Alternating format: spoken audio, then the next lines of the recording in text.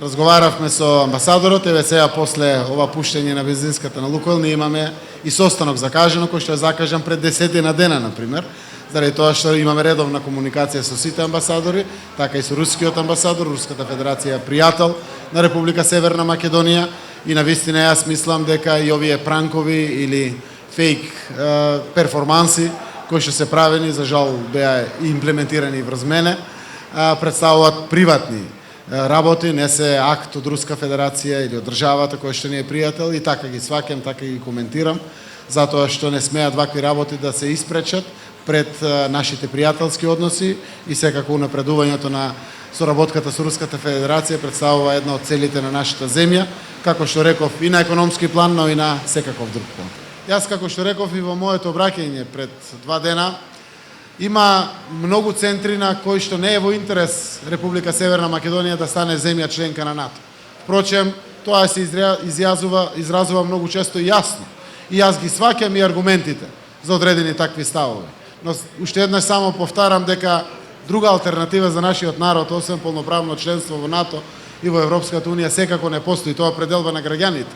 Некогаш повеќе од 70%, 75%, некогаш повеќе дури од 80%, зависи од кои истражувања се однесува. Така да, секако вид на центри, дури па и индивидуални интереси.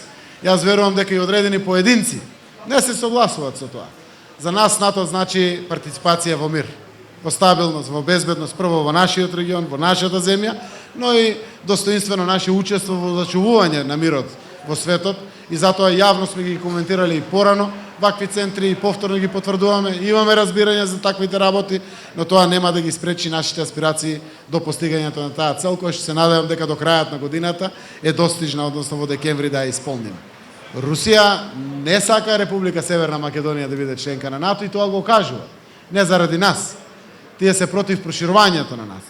Заради тоа што во минатото имало разговори помеѓу НАТО и Руската Федерација, согласно она што го имам читано од изјавите министерот за надворешни работи Лавров, но и од центрите за комуникација на Руската Федерација, принципиелен е нивниот став, и јас го сваќам. Ние сме мала земја, сакаме да бидеме пријатели со сите, сакаме да одиме кон НАТО, а при тоа да го задржиме пријателството, дури и со оние земји кои што се против проширувањето на НАТО.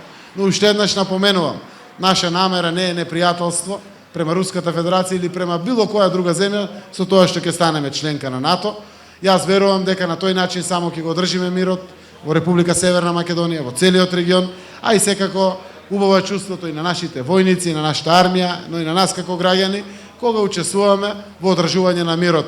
Еве, порано во Авганистан сме учествувале во мисиите во Босна и Херцеговина, сега Генерал-штабот донесе одлука која што на влада ќе потврдиме исто така за учество во Сирија, во мировна мисија, после целиот овој дел на миграции што се случува и таму разорнувањето кое што се случи на Сирија, така да нашите аспирации се токму во тој правец.